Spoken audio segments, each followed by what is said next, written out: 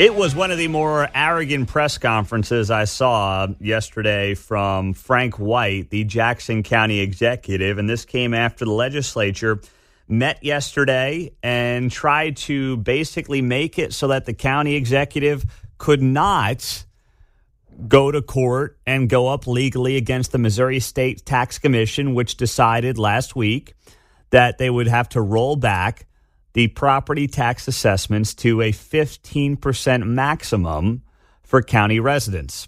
Sean Smith is on the legislature in Jackson County. He is here on KCMO. Sean, good morning. Take me through what happened yesterday as you guys had a meeting there as Jackson County legislators. Yeah. So we had a majority of the legislature who wanted to pass, I'll call it instructions, to our county attorney, who in theory, and has stated many times, he works for us and he works for the county executive. We wanted to pass something that basically said, hey, don't fight this order.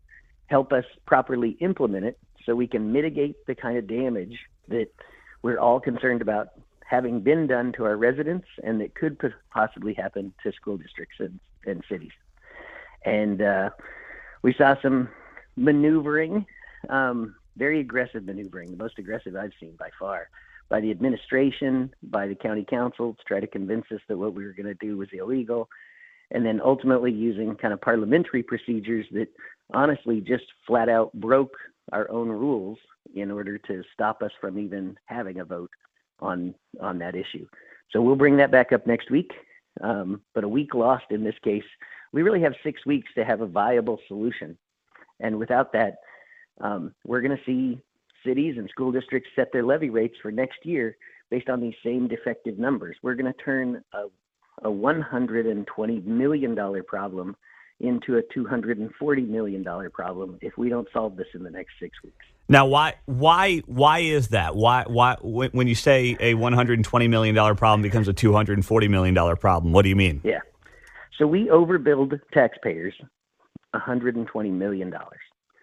And getting that straightened out is not going to be easy, but we're going to use those same defective numbers to set their tax rates for this coming tax bill cycle that will be due December 31st, 2024 for taxpayers. And those taxing entities set those levy rates starting in about 6 weeks. So it really is, the clock is ticking, and it's absolutely insane to think we want to spend that time trying to contrive a procedural way to avoid the tax order. The tax order is going to get enforced. And, I'm convinced of that. And if we let this linger, it becomes a much, much bigger problem to try to unwind.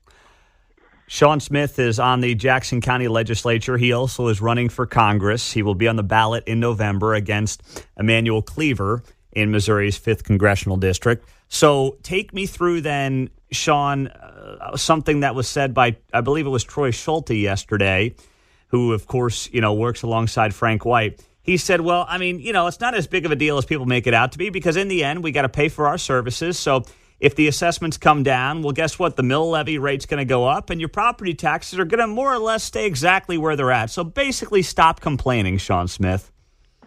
Yeah, so the problem with that logic is twofold. One, it assumes that we want to continue to have lawless assessments that basically erode the protections that are in state law to keep large increases from happening unless people really have significantly increased the value of their property, right? So those safeguards got abandoned in the 2023 reassessment.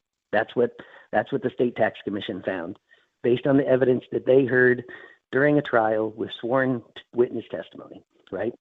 So are there people who will mill levies creep up? Yes. What that does is adds pennies or a few dollars to people's tax bills that maybe didn't experience an increase this time.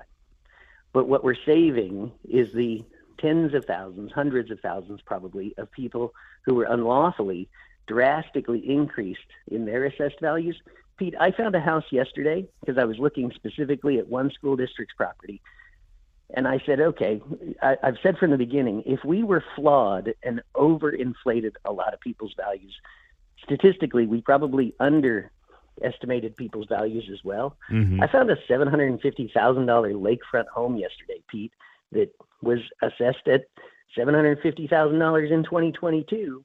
And in 2023, with no appeal, no catastrophic fire or anything happening to the house, that house went down to $250,000. Did that person get a deal? What? Absolutely. What? Yeah.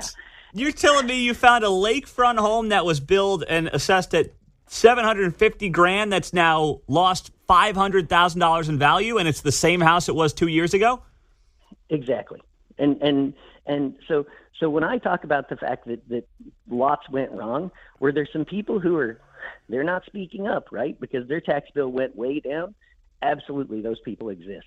I'm fighting for the people who were unlawfully increased, and especially those who can't afford it, which we have the data that proves that we targeted older folks and we targeted poor folks. Those are the people least able to appeal, and we inflated their values the most. Wow. Okay. And you have evidence this is bad, Pete, and Yeah. I don't get incendiary, and I've tried to be extremely diplomatic and measured in my comments, but when I hear the county executive or our county attorney just categorize this as though it was some political stunt by Andrew Bailey, but I know what happened, I'm just infuriated. Well, they allege, too, that you and Andrew Bailey, I guess there was some meeting, they allege, between you and Andrew Bailey that, shouldn't have happened or whatever it might be. You guys had contact and that violated legal ethics rules. How would you respond to that allegation?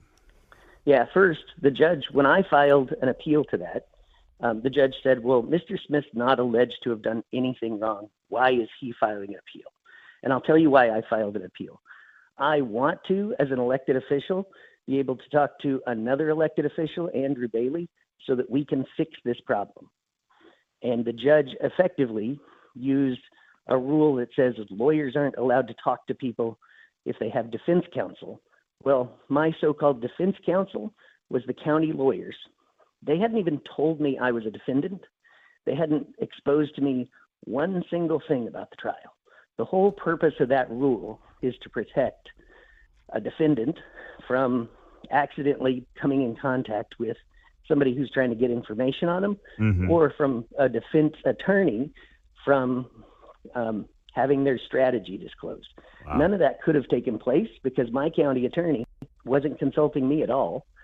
And the contact with Bailey, I was at my home having a meeting for my congressional campaign, and he happened to be in the area. Somebody at my campaign team said, hey, Bailey's in town. Should we have him stop by? Sure. Bailey has, at any given time in the Attorney General's office, 10,000 cases. Yeah. I don't even know if he knew I was a county legislator. He was stopping by a congressional candidate's home for a campaign meeting. He never sat down. We never got out of the foyer, introduced him to the team, thanked him for his pursuit in this case. He moved on down the road. He was here with one person. It was his campaign manager. There was Gotcha. nobody from his staff. Yeah. It was nothing. And the county knows that. They deposed me. I answered truthfully. And they still continue to use it like we did something improper, and we didn't. That's all there is to it. Last thing, I've got 30 seconds, but I mean, you guys, I guess you don't have the votes to override a Frank White veto on stopping this action against the Missouri State Tax Commission? We'll see. We weren't allowed to even vote on that, unfortunately, because of a procedural move that was pulled by our chairperson. So I've got a week to work on people, get the votes, and get around that improper procedural maneuver that was taken. Who is the chairperson? Jeannie Lauer. Gotcha. Interesting. Didn't see that coming. Sean Smith, Jackson County Legislator. Keep up the great work. Of course, running for Congress against Emmanuel Cleaver this cycle as well. We'll talk to you soon, and thanks for all your efforts. Thanks, Pete.